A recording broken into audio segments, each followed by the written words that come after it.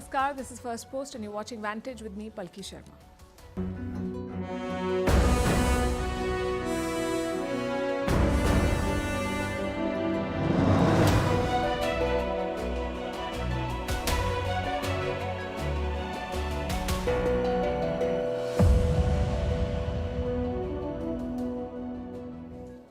We begin with California wildfires. 1 week of devastation and the worst may be yet to come. They're bracing for strong winds that could fan the flames. And despite the best resources and help from neighbors, the US is struggling. Meanwhile, the affected people have been dealt a double whammy, loss of home and no insurance cover. We'll tell you why insurance companies are dropping policies in LA. Also in focus, will Donald Trump end the Gaza war before taking office? Will TikTok be sold or banned in the US and who will buy it, Elon Musk or Mr. Beast? Can Trump buy Greenland? A new bill is being introduced in the US Congress titled Make Greenland Great Again. Why is Pakistan still a major non-NATO ally of the US? What is Joe Biden's latest move to secure America's chip dominance? How the Maha Kumbh has boosted travel in India? How Djokovic debuted former rival and now coach Andy Murray? And what's the future of jobs? A new report says almost 40% skills will be obsolete. All this and more coming up. The headlines first. North Korea fires several short-range ballistic missiles into the sea. Is this Kim Jong-un's message to US President-elect Donald Trump? It is also being seen as an attempt to destabilize South Korea as it faces political turmoil. The launch was Pyongyang's second this month. Last week, it fired a new hypersonic missile system. Ukraine fires missiles and drones at factories and energy facilities across Russia. Moscow accuses Kiev of using US and British supplied missiles, promises retaliation. Ukraine says it's the largest aerial attack on Russia since the war started in 2022. Both sides have upped the ante amid speculation of potential talks to end the conflict. Donald Trump would have been convicted in the 2020 US election case if he wasn't the president-elect. That's what former special counsel Jack Smith's report says. Trump was accused of conspiracy to overturn the 2020 election result where he lost to Joe Biden. The Justice Department says the US Constitution prohibits prosecuting a president. Trouble brewing for Mark Zuckerberg in India. A parliamentary panel is set to summon Meta after Zuckerberg falsely claimed that the incumbent government in India lost the 2024 election. He said it was due to its handling of the COVID pandemic, when in fact the Narendra Modi government won a third consecutive term in the 2024 polls. And shelling in the Sudan's greater Khartoum area kills at least 120 people as fighting between the army and the paramilitary escalates. Since April 2023, Sudan has been at war with rival forces vying for control. Neither group has claimed responsibility for the shelling.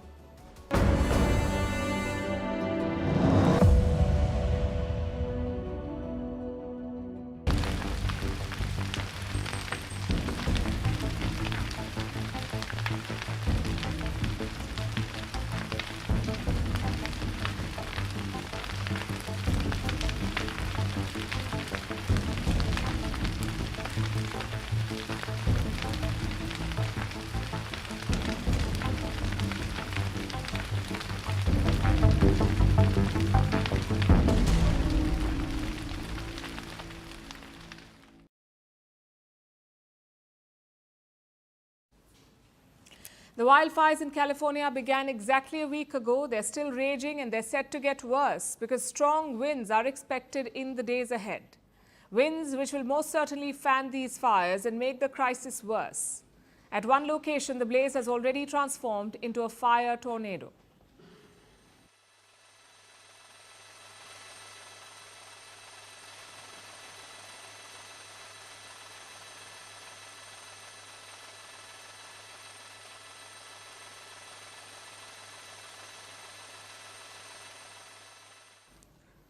The situation could deteriorate further. Los Angeles is bracing for even more destruction. It is the second largest American city, also the home of Hollywood. It is being torn apart by the blaze. The scale of devastation is massive. More than 12,000 structures have been destroyed. So far, at least 24 people have died. Another 23 are missing. The economic losses have soared to $275 billion, and it is not over yet. Two of the biggest wildfires in LA are still burning. The first one is the Palisades.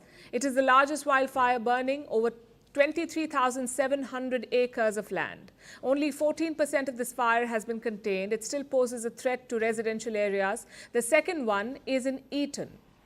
It has scorched more than 14,000 acres. It is 33% contained. Compared to others, this fire is now spreading slowly, but the days ahead will be challenging because experts are predicting strong winds in LA with speeds exceeding 100 kilometers per hour. Local officials say these winds could be as strong as a hurricane. The National Weather Service is predicting close to hurricane force level winds, and so we're making urgent preparations.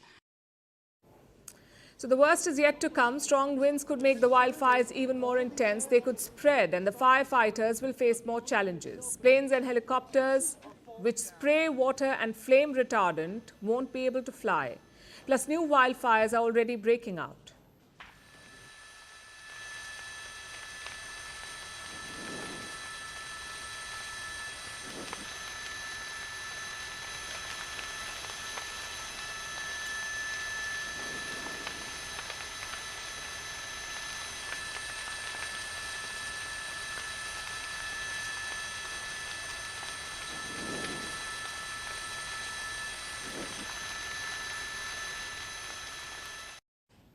These pictures are from Ventura County. It is right outside Los Angeles City. So wildfires are spreading and local authorities are making dire predictions. They fear what they call explosive fire growth.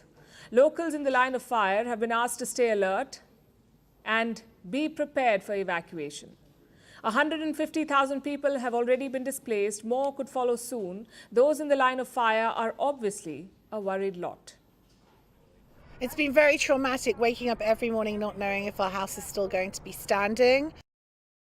I'm really, really worried. My landlord tries to update us every day, and he's been saying that it definitely could change. We are, receiving emails or texts every day to see what the status is. 1,400 fire engines are operating in LA, along with more than 14,000 firefighting personnel. But even that is proving to be inadequate. Los Angeles is getting help from overseas. Firefighters from Mexico have started to arrive. 72 of them are now assisting the local authorities. Canada, too, is sending help. 250 firefighters, aircraft equipment, and other resources. That's what they're helping with, the Canadians. Now, the big question is, how long will all of this take? When will these fires be contained? If the conditions remain unfavorable, if the winds persist, it could take weeks. And it could get worse before it gets better. Meanwhile, the security situation is not improving either. There are more reports of looting. Police have made 9 new arrests. They have recovered $200,000 from the looters, also an Emmy Award. These are like the Oscars for television. The looters took one of these awards from a home in Altadena. We don't know who it belonged to. Altadena is a high-profile area. A lot of Hollywood celebrities live there. Many prominent names had to abandon their homes, and looters are clearly taking advantage of that. Take a look at this.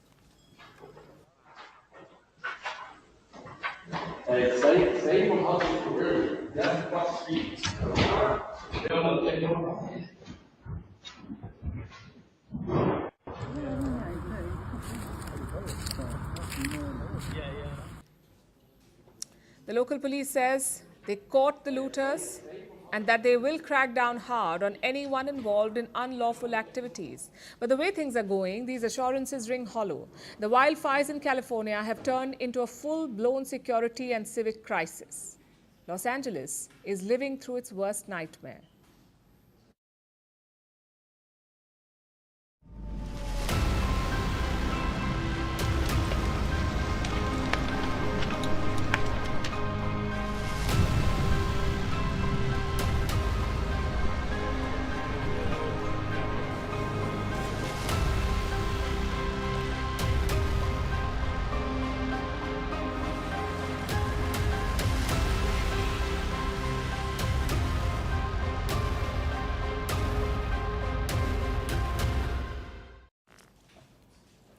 Losing a home is hard. Losing home to a wildfire is heartbreaking. But losing a home to a wildfire without insurance, that is life-shattering. And in Los Angeles, it is a grim reality. LA is battling devastating fires. Yet just months ago, thousands had their insurance cancelled. Why is that? Why are so many homes in LA uninsured? To understand that, let's look at State Farm. State Farm is a major US property insurance provider. It is also the biggest insurer in the region. In Los Angeles, in this place alone, State Farm covers around 250,000 homes, 250,000 homes. But here's the problem. Last year, State Farm began pulling back. It cancelled 30,000 insurance policies. In Pacific Palisades, 1,600 policies were dropped. Now, this neighborhood has around 9,000 residential units. The median value of a house is around $3.1 million, so it is an expensive neighborhood. And this matters because now these expensive homes have been gutted. Pacific Palisades is one of the areas hardest hit by the wildfires. It's been nearly wiped out, so all those expensive homes are gone without an insurance cover. And State Farm is not the only one. Other major insurers are also stepping away, leaving thousands of people vulnerable in wildfire-prone areas. Between 2020 and 2022, insurers refused to renew 2.8 million policies, 2.8 million. Over 500,000 were in Los Angeles. Those who did not get their policies cancelled had it even harder. Let me show you this report from the LA Times. One homeowner initially paid $4,500 for insurance. But at the time of renewal, the renewal of the policy, he was given a new quote, this time for $18,000. That was the new insurance amount, $18,000, almost 4 times what he had initially paid. So it is between the devil and the deep blue sea, either cancelled insurance or exorbitant rates. What explains this trend? In recent years, insurance companies have changed the way they work. Most of them use sophisticated modeling and even artificial intelligence. They can map out the risks of wildfires. Usually, insurance companies cannot cancel policies arbitrarily, but if the risk rises significantly, policies can be dropped. And climate change has increased the risk of fires. So in Los Angeles, policies were dropped like flies. From a company's point of view, the idea was to maximize profits. They don't want to pay for damages.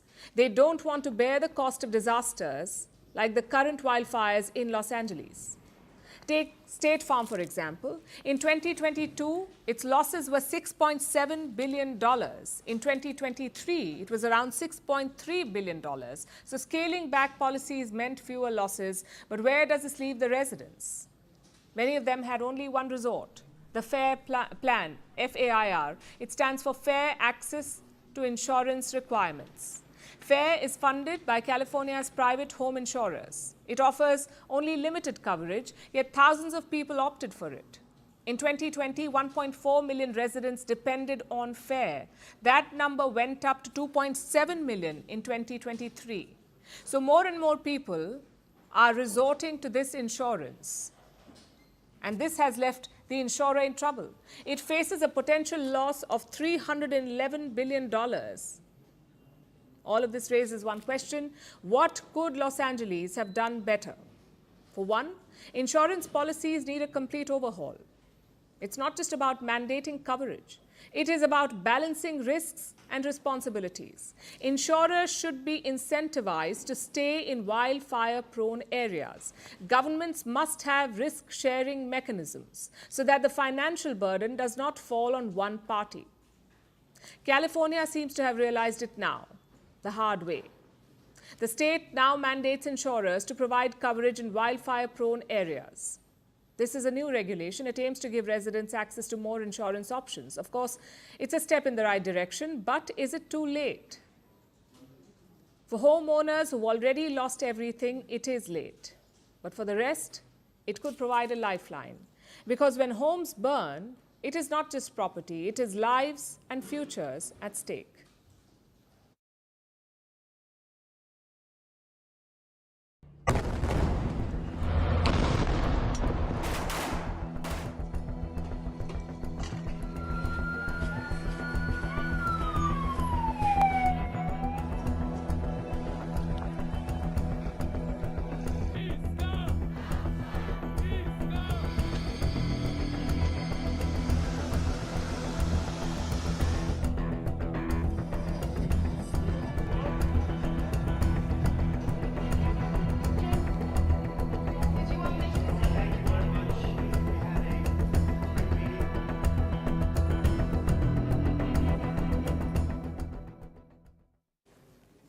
Donald Trump is not president yet, but he's already impacting global politics. You can see that in West Asia. For months, Israel and Hamas had rejected a ceasefire. They refused to stop fighting or free the hostages. But now there's a breakthrough. A truce deal has been finalized in Doha. The final draft has been presented to both sides. Hamas has already approved it. It's only a question of when Israel does the same. Reports say it could come in hours or days, most likely before January 20th. That's when Donald Trump will officially take charge. Of course, Joe Biden does not like that narrative. He spent most of 2024 calling for a truce. But both Hamas and Israel ignored him. Now he's claiming credit for it. Now, the war between Israel and Hamas are on the brink of a proposal that I laid out in detail months ago, finally coming to fruition. I have learned many years of public service to never, ever give up. We're pressing hard to close this. Let's take a closer look at this truce. It is the first step towards ending the fighting, sort of like a precursor to a peace deal. On day one of the agreement, Hamas will free 3 hostages and Israel will pull out from Gazan cities. 7 days later, Hamas will free 4 more hostages and Israel will allow Gazans to return to the north, to their homes. This process will continue for 42 days. Hamas will free 34 hostages in total. In return, Israel will also free Palestinian prisoners. Reports say around 1,000 of them. If this first phase goes well, the talks will continue. There are 2 end goals here. 1, for Israel to completely withdraw from Gaza, and 2, to decide Gaza's post-war future. Who will rule the Strip? And who will fund the reconstruction? This is the deal on the table, basically. But why is Trump getting credit for it? Why not Joe Biden? Well, Trump's envoy was in Doha for the talks. His name is Steve Witkoff. On Friday, he contacted Benjamin Netanyahu's office. He wanted to meet the Israeli Prime Minister. Netanyahu's office said that he was in the middle of Shabbat. It's a holy day for Jews around the world. So they suggested a meeting on Saturday night. But apparently, Witkoff dismissed it. He said Shabbat was of no interest to him. So the Israelis reluctantly agreed. Reports say Netanyahu okayed the proposals in this very meeting, after which Witkoff flew back to Doha. And here is the catch. This is more or less the same deal that Netanyahu had rejected in 2024, the same conditions and the same provisions. He rejected them last year, but he is on the verge of accepting them now in 2025. Clearly, it is the Trump effect. And even the mediators know this. Today, Qatar thanked Biden and Trump for the breakthrough. We especially appreciate the roles of both the Biden administration and the incoming Trump administration in the talks in the past couple of weeks. They were working in tandem together here in Doha and beyond the region to make sure that a deal happens.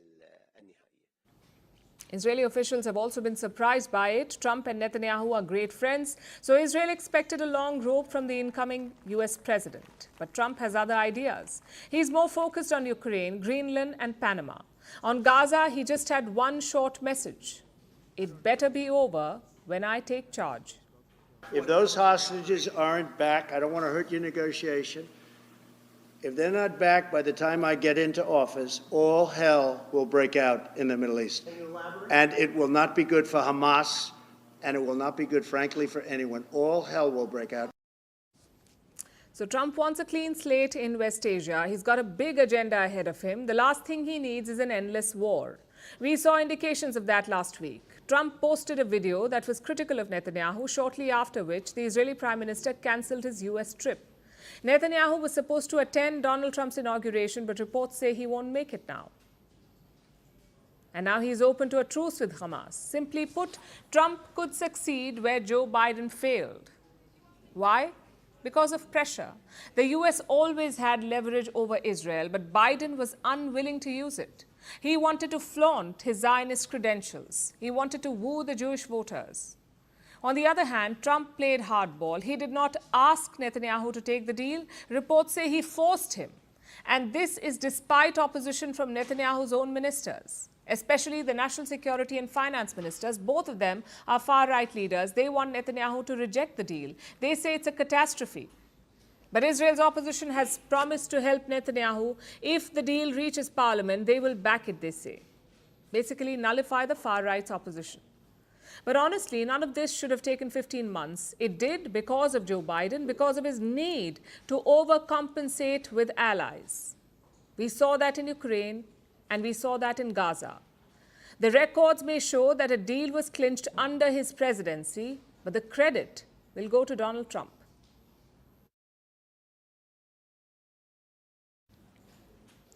Our next story is about TikTok. It is facing a ban in the US. On January 19th, it will run out the clock.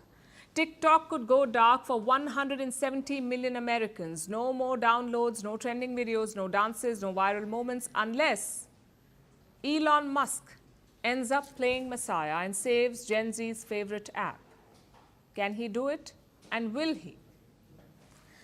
You see, TikTok is owned by ByteDance, which is a Chinese company. There are concerns about national security. So the US wants to ban it. Donald Trump lit the fire during his first term in office. Joe Biden kept it burning, and finally the US government gave TikTok an ultimatum: sell to a US-based entity or face a total ban. Those were the two choices. TikTok chose the ban. It refused to sell. But now, as the deadline draws closer, it may be having second thoughts. That's what a new report says. The buzz is that they're considering selling TikTok's US operations. And guess who might be in the buyer's seat? Elon Musk. The Tesla CEO is no stranger to the world of social media. In 2022, he bought Twitter for $44 billion. He soon rebranded it as X and flipped the script. Could TikTok be next? Its US operations are valued at around $50 billion, which is a Musk-sized price tag. There was one scenario reportedly being floated. Musk buys TikTok, he merges it with X, and this creates one super platform. It sounds very Elon Musk. But here's the thing. What looks good on paper does not always translate in reality. TikTok has vehemently denied this. The company says it is not selling. It has called the report pure fiction. But the buyer's list has another name now. Mr. Beast, the world's most popular YouTuber with around 340 million subscribers. Mr. Beast put up a post on X. He says he will buy TikTok before it gets banned. It sounds like wishful thinking at the moment. But where does it leave TikTok? For now, Americans have just 5 days until the ban, and this uncertainty has sparked a new phenomenon, the rise of TikTok refugees. That's what they're calling themselves, TikTok refugees. These social media users are scrambling to find their next digital home. TikTok is trying to push users to Lemonade, which is their own sister app.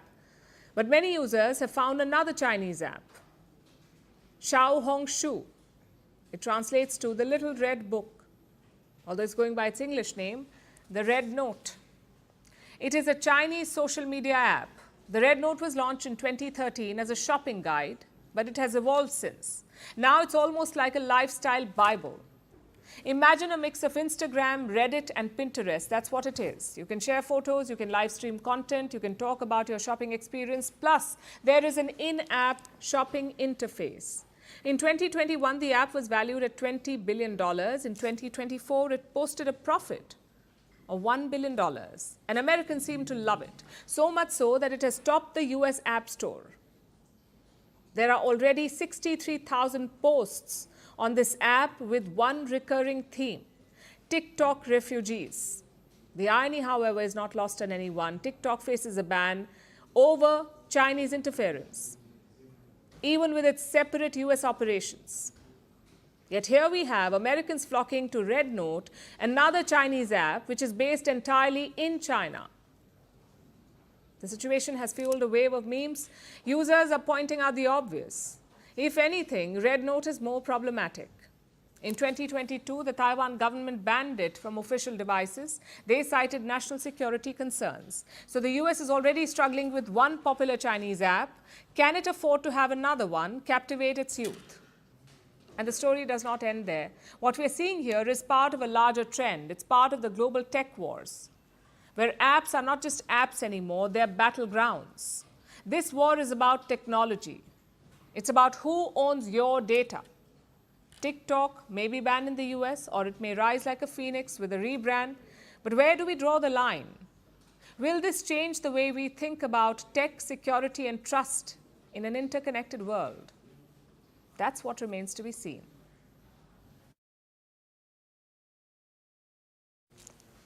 Now let's talk about Greenland. It's the largest island in the world, located right next to Canada at the edge of the Arctic. Greenland is a semi-autonomous territory, but officially part of Denmark, and it is in the news again for one reason: because Donald Trump wants to buy it. And Trump is being egged on by his Republican Party. Yesterday, a Republican congressman introduced this bill. It is titled the Make Greenland Great Again Act. If it is passed, it will allow Donald Trump to directly enter negotiations to buy Greenland. Trump will probably be thrilled. He has been wanting to buy Greenland for years, since his first presidential term. This bill could help him get the ball rolling. But does he want to buy Greenland? Well, apparently, why does he want to buy Greenland? It is to protect the world, he says. We need Greenland for national security purposes. I've been told that for a long time, long before I even ran. I mean, people have been talking about it for a long time. You have approximately 45,000 people there. People really don't even know if Denmark has any legal right to it. But if they do, they should give it up because we need it for national security. That's for the free world. I'm talking about protecting the free world. Now, this may sound like a tall claim, but let's actually look at Greenland to see what he means. The island is huge. It's about a quarter of Brazil, or 2/3 of India in size. It looks bigger on maps. They over-exaggerate the size of polar regions. Globes offer a more accurate picture, but either way, Greenland is massive. Next, look at where it is. Up in the North Atlantic, between North America and Europe. In fact, right between Washington and Moscow. Think of a direct flight from Moscow to DC flying over the Arctic. Greenland would lie on that flight path at about the halfway mark. This makes it strategically invaluable for defense. The US already has a military facility in Greenland. It's called the Pitufik Space Base. It's a base for the US Space Force. That's the case today. Before this, it was known as the Thule Air Base, and it has been around since 1943.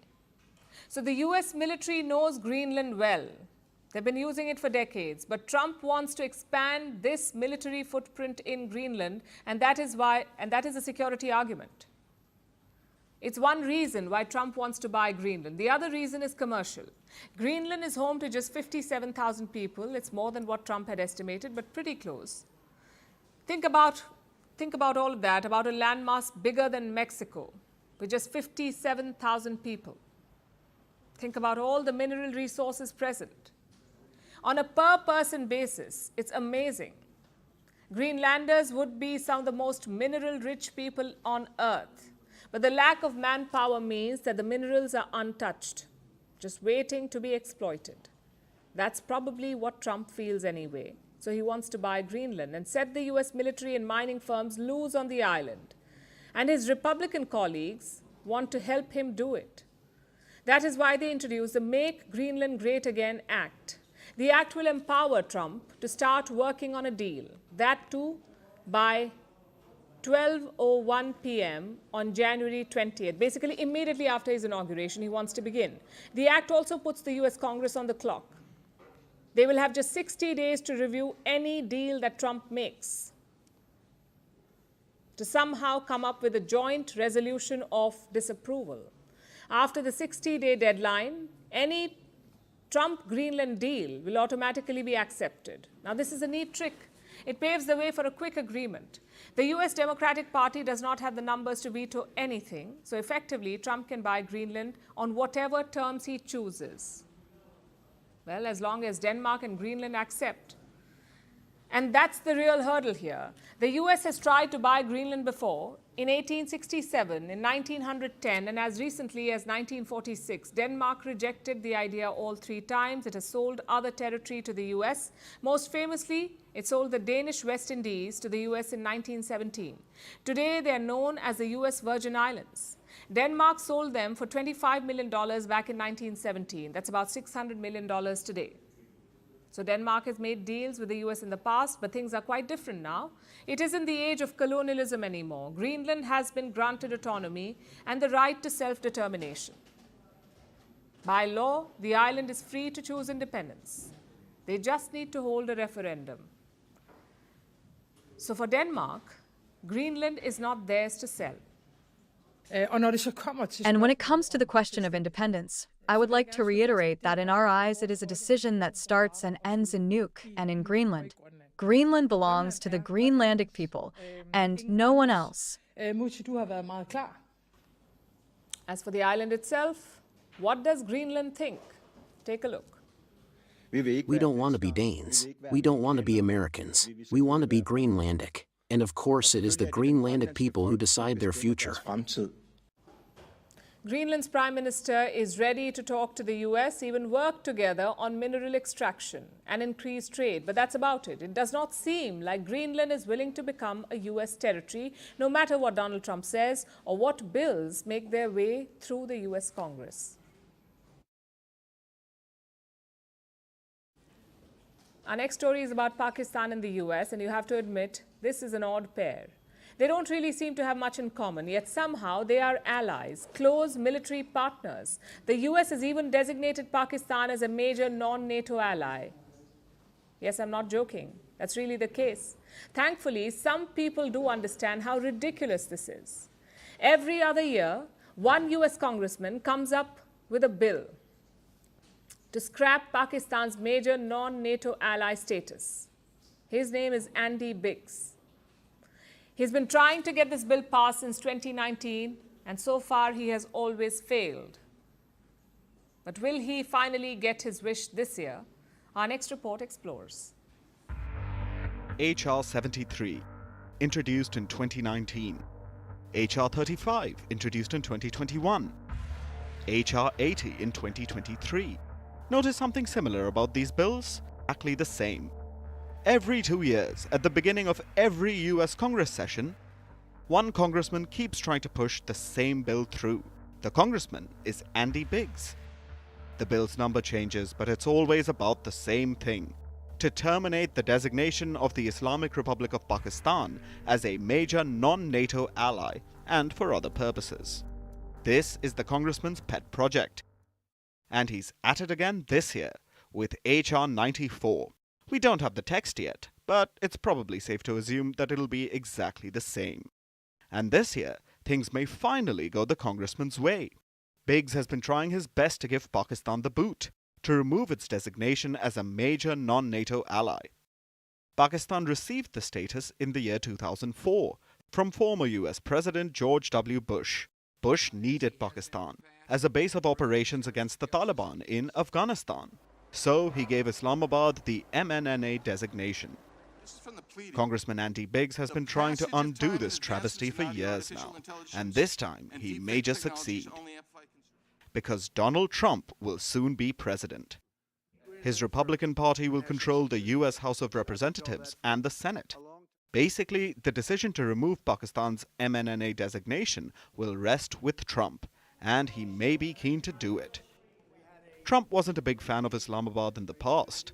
In 2018, he cut military aid to the country, despite it being a major non-NATO ally.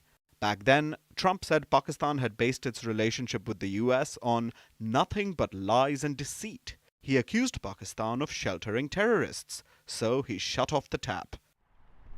This was in 2018. The bill to terminate the designation of the Islamic Republic of Pakistan as a major non-NATO ally was introduced for the first time the following year, but it never saw the light of day. It faced resistance and was eventually buried, year after year. The reason back then was simple. The Taliban were active in Afghanistan, the US needed Pakistan's help to counter them. So Islamabad held on to the major non-NATO ally designation. Classic quid pro quo. In 2021, the Taliban came back to power after Joe Biden pulled the US military out of Afghanistan. The US-backed government crumbled. Theoretically, the US didn't need Pakistan after that. They had already failed. But maybe Biden and the Democrats didn't want to rock the boat. So the bill to revoke MNNA status failed to pass in 2023 as well. But now Trump is back, so he could very well decide to scrap Pakistan's major non-NATO ally status. After all, what's the point in maintaining the farce anymore? Pakistan has been cozying up to China for years. Push comes to shove, Islamabad will side with Beijing over Washington. It's not exactly major non-NATO ally behavior. Islamabad is no longer useful in dealing with the Taliban either. The two are constantly at odds, but it doesn't matter to the US, especially not to Trump. So then, why would he keep spending millions on Pakistan? Why would he give them American weapons and funding? Why would he keep throwing good money after bad? He has no reason to.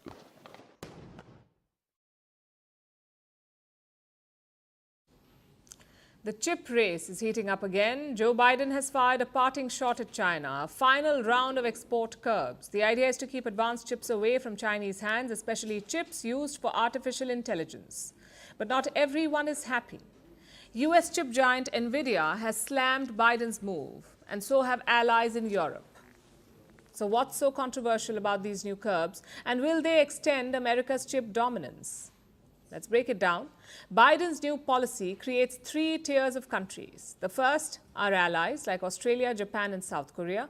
These countries face no curbs. The second are rivals like China and Russia. These countries are already banned from buying US chips.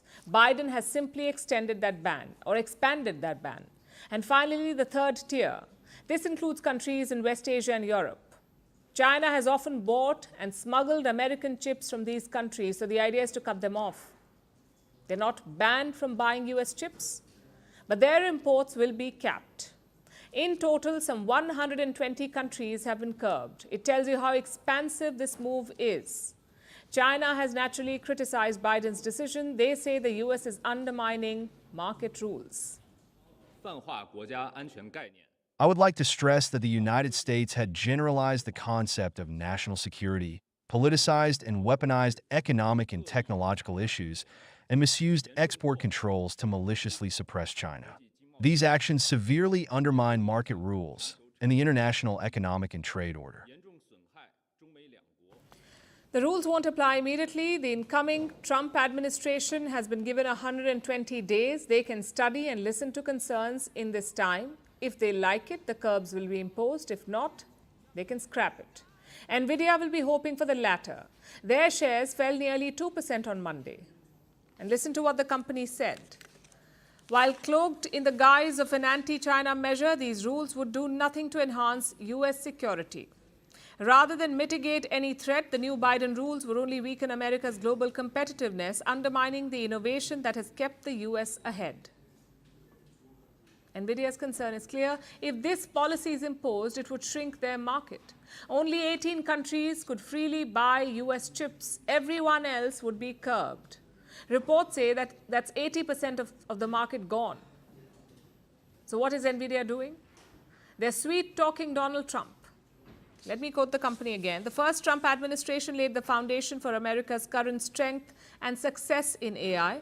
We look forward to a return to policies that strengthen American leadership, bolster our economy, and preserve our competitive edge in AI and beyond. It's a good attempt, but Trump may not help. He started this export curb policy in his first term. Biden merely expanded it. If anything, Trump 2.0 will ramp up the export restrictions, so Nvidia may not get any relief. But let's focus on the bigger picture here, on the state of the chip and AI race. As of now, the US has a technological edge. Their goal is to retain that lead to make sure that China does not catch up. The Biden administration has made the investments to ensure we have the lead in AI right now. But if it's China, not the United States, determining the future of AI on the planet, I think the stakes of that are just profound. And so I hope that the new administration, because this shouldn't be a partisan issue at all, sees that challenge and that opportunity and seizes it so that it's America making technology work for us rather than adversaries make technology work against us. But China is catching up. Last month, a Chinese startup unveiled a DeepSeek V3. That's what it's called. It's a large language model like ChatGPT. DeepSeek V3. It's like ChatGPT, maybe even better than it. Some reports say that DeepSeek outperformed ChatGPT and Meta's Llama, that too without NVIDIA chips. Most AI models are trained on chips made by NVIDIA. They're considered the gold standard. But China cannot buy these advanced NVIDIA chips, yet they're making powerful models.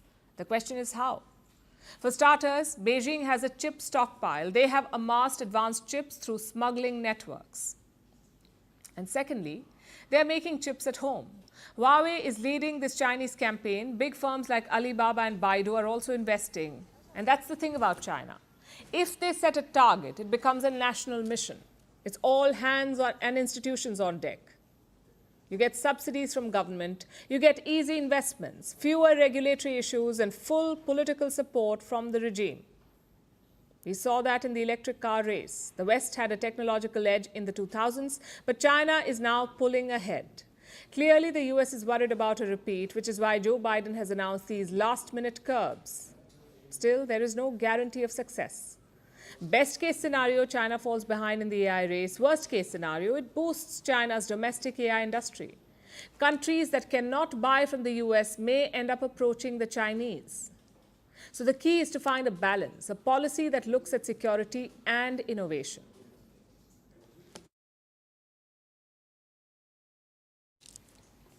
The Maha Kumbh is underway. It is the largest gathering of humanity in the world. So millions of people are gathering in the Indian city of Prayagraj. Among them, you will find ash-smeared holy men, devout Hindu pilgrims, tourists, and culture enthusiasts from all over the world. They're charging into the icy waters of River Ganga and by proxy boosting the Kumbh travel economy. According to reports, bookings for flights to Prayagraj have surged by 162%. Bookings for train by 187%, and for hotels, there is a 10-fold jump. This is an unprecedented boost. What's behind it? And what does it mean for India? Here is a report. The largest gathering of humanity is underway. The Maha Kumbh, the first in 144 years. And it is being held in India's Prayagraj. Excited, but also humbled by this because it is a very profound moment. I mean, it's not swimming, you know, this is something much more serious, much more elemental, essential for the spirit. You know, you see the real India, and the true power of India is their people. And look around, it's thousands of people, and the vibe I cannot even transfer. I'm shaking because of the vibe of people, of holy place. 600 million people are expected to attend. Many of them are Hindu pilgrims, but many are tourists or culture enthusiasts. People from all walks of life, from India and abroad, who are visiting this sacred city. And this includes celebrities, from Laureen Powell, Steve Jobs' wife, to actors Richard Gere and Amitabh Bachchan. Prayagraj has become a top travel destination, and travel demand is surging to unprecedented levels. Flight bookings are soaring. According to a travel platform, Prayagraj has seen a 162% increase in flight bookings compared to last year. And let alone the Prayagraj airport.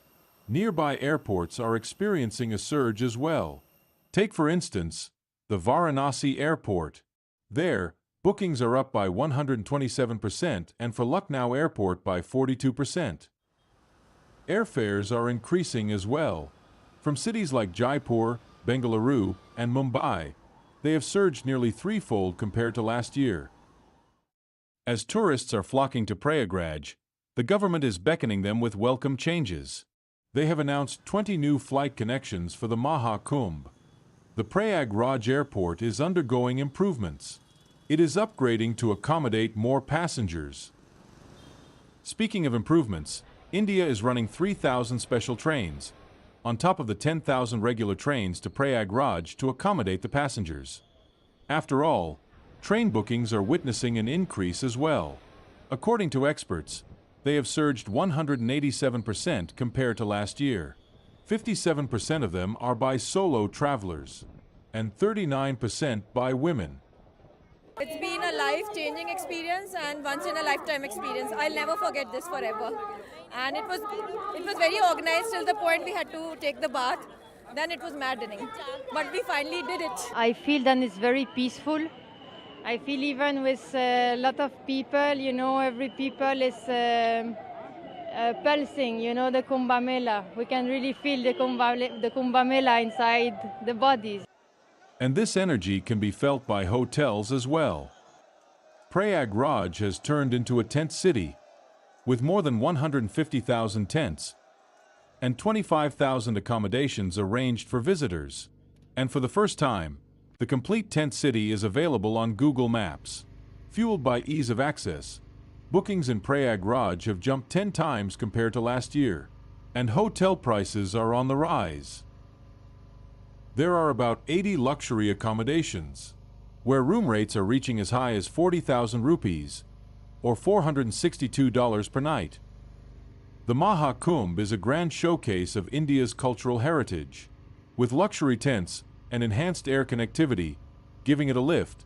This mega event is a big boost to India's tourism.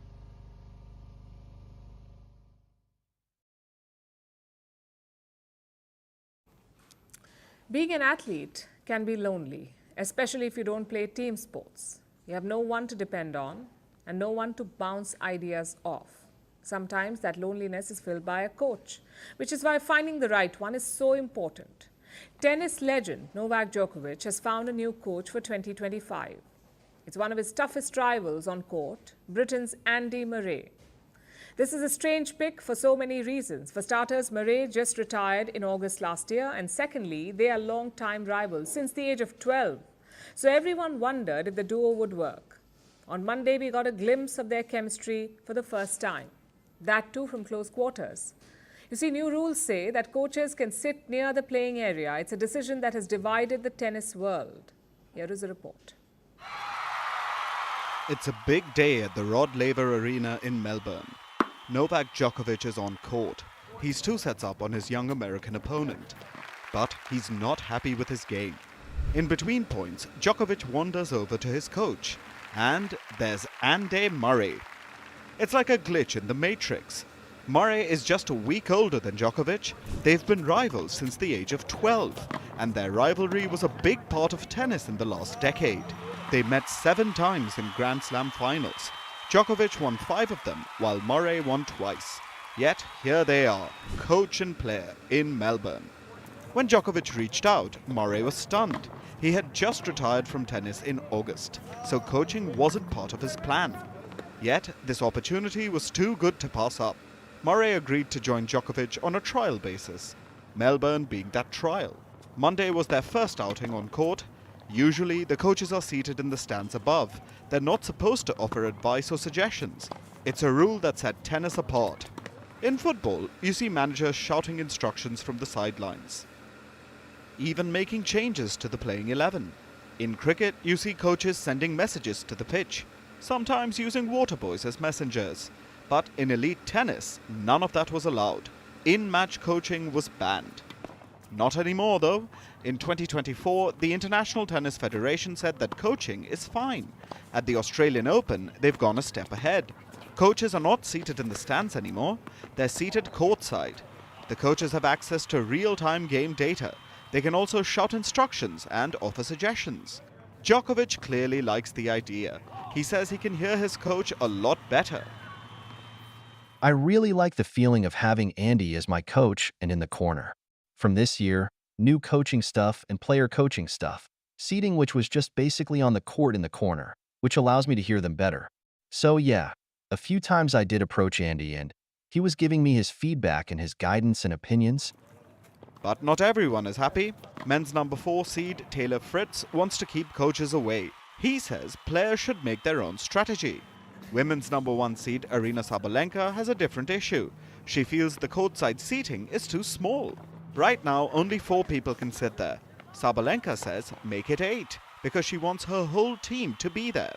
Such problems were bound to emerge. After all, this is a radical change in tennis rules. If coaches have real-time data, they can formulate strategies accordingly. For example, say player X is missing a lot of backhands in the match. The coach can see that data on their screen. They can also relay it to the player.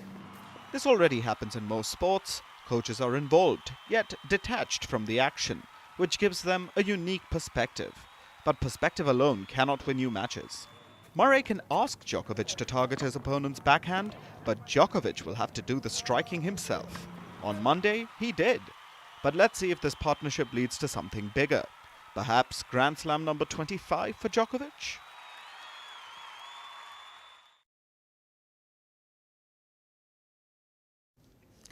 Somehow, somewhere, if there is a doomsday clock for workers, it is ticking faster.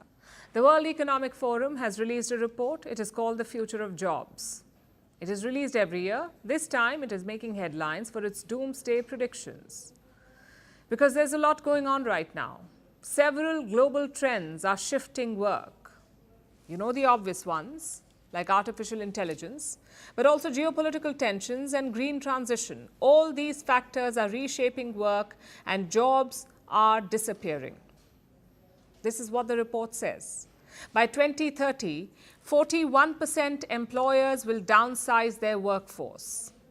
92 million jobs will be lost the world over. Who will replace them? Take a wild guess. It's not who, but what. Artificial intelligence. You see, the fastest declining roles are those that can be automated, like ticket clerks, administrative assistants, cashiers, bank tellers, or data entry workers. In the next 5 years, their roles may disappear. Soon, other jobs will follow. If in their place, AI will be put to work at a fraction of the cost. So should you be worried? Can your job survive the future? How do you know where you stand? Tonight, we'll try to answer these questions. Now, picture this. Let's say the world's workforce is made up of 100 people. Out of this, 41 people are secure in their jobs. This includes people who do physical labor, like janitors or construction workers, medical personnel, strategic decision makers, tech professionals, and green energy experts. Your big data specialists, fintech engineers, EV specialists, energy engineers. They don't need to worry a lot at this point. But out of the pool of 100, 59 workers need training urgently because 29 can continue in their current roles only if trained, 19 will have to be redeployed to a different role, and 11 will have to leave their job. This scenario is not made up. It is based on data for the next 5 years. So this is the future of work until 2030. Where you fall in this pool can tell you a lot about where you stand. And if you don't like the result, if your chances are not too good, remember, all is not lost. There is a silver lining. In the next 5 years, jobs will be lost, yes, but this change will offset job growth as well.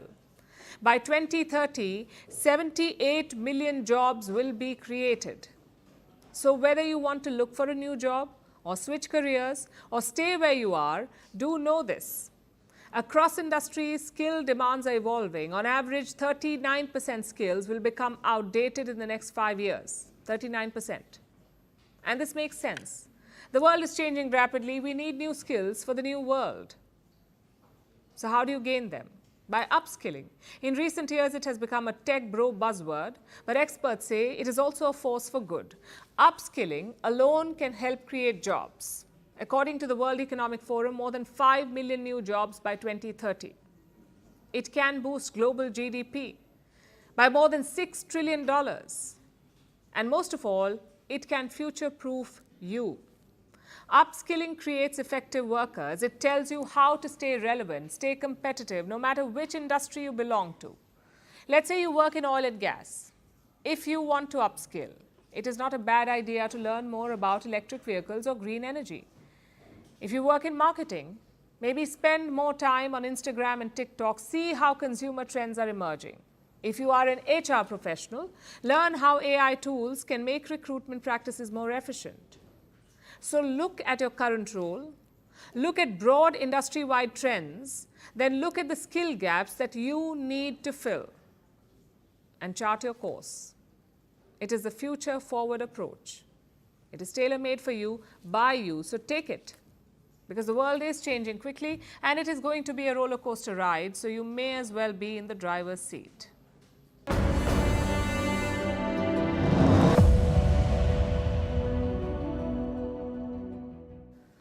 Walmart has unveiled a new logo. It is part of their big rebranding operation. The company started off as a tiny store in the 1960s. Today, it is the largest retailer in the world. So Walmart wanted their logo to reflect that. Just one problem though, the new logo looks exactly like the old one. Don't believe me? Take a look. The logo on your left is the old one. The logo on the right is the new one. Walmart says they have made two major changes, used a thicker font and darkened the blue shade. It's left the internet scratching its head. Social media users are asking, did someone actually get paid for this?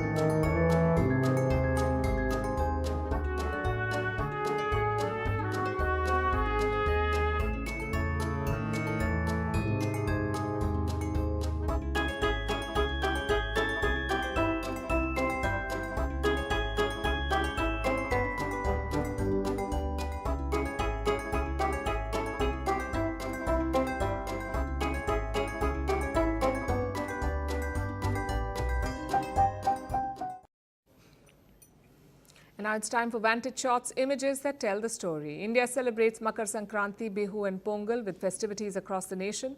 North Koreans take part in mass exercises for the nation's first sports day of the year. And a Trump lookalike who sings to sell pudding in Pakistan has become a viral sensation. Finally, we're taking you back in history on this day in 2011. The Arab Spring ousted Tunisian President Zine Al Abidine Ben Ali. His regime was marked by corruption and repression. He faced massive protests after the self-immolation of a street vendor protesting police harassment. Ben Ali fled to Saudi Arabia after 23 years in power. We're leaving you on that note. Thank you for watching. We'll see you tomorrow.